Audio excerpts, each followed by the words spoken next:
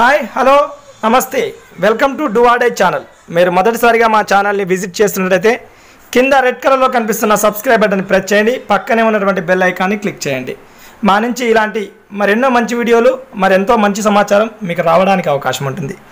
విషయంలోకి వెళ్తే తెలంగాణ ప్రభుత్వంలో ఖాళీగా ఉన్నటువంటి పోస్టుల వివరాలు మనకు ఈ వీడియో ద్వారా తెలియజేసే ప్రయత్నం చేస్తున్నా.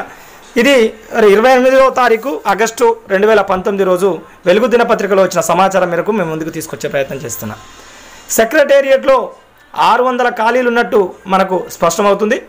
అదేవిధంగా టీఎస్పీఎస్సీ ద్వారా భర్తీ చేసేటటువంటి తెలంగాణ ప్రభుత్వంలోనే ఉన్నతమైనటువంటి పోస్టు గ్రూప్ 1 పోస్టులు 1200 ఖాళీలు ఉన్నట్లు అర్థమవుతుంది. అయితే ఇవి ఉన్నంత మాత్రాన ఇవన్నీ కూడా భర్తీ చేస్తారనేం కాదు. ప్రభుత్వాల స్ట్రాటజీ మేరకు ఆర్థిక శాఖ ఆమోదం మేరకు వాటిలో కొన్ని పోస్టులని భర్తీ చేసే అవకాశం ఉంటుంది. ఇక గ్రూప్ 2 ఖాళీలు చూస్తే 3000కు పైచీలుకున్నట్టు మనకు కనిపిస్తుంది.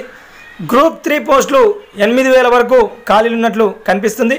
ఇంకా జోనల్ వ్యవస్థ క్లియరెన్స్ ఏది రాలేదు కాబట్టి ఈ గ్రూప్ 3 పోస్టులపై ఇంకా నోటిఫికేషన్ వెలువడడానికి కొంత సమయం పట్టవచ్చు. ఇక క్లరికల్ పోస్టులు 35,000 వరకు ఉన్నట్లు మనకు అర్థమవుతుంది. ఇక కొత్త జిల్లాల పోస్టులు కొత్తగా అవసరమయ్యేవి, ఏర్పడినటువంటి కొత్త మండలాలు కావచ్చు, కొత్త జిల్లా హెడ్ క్వార్టర్లు కావచ్చు, ఈ మధ్య కాలంలో ఏర్పడ్డ మళ్ళీ 2 కొత్త జిల్లా కావచ్చు.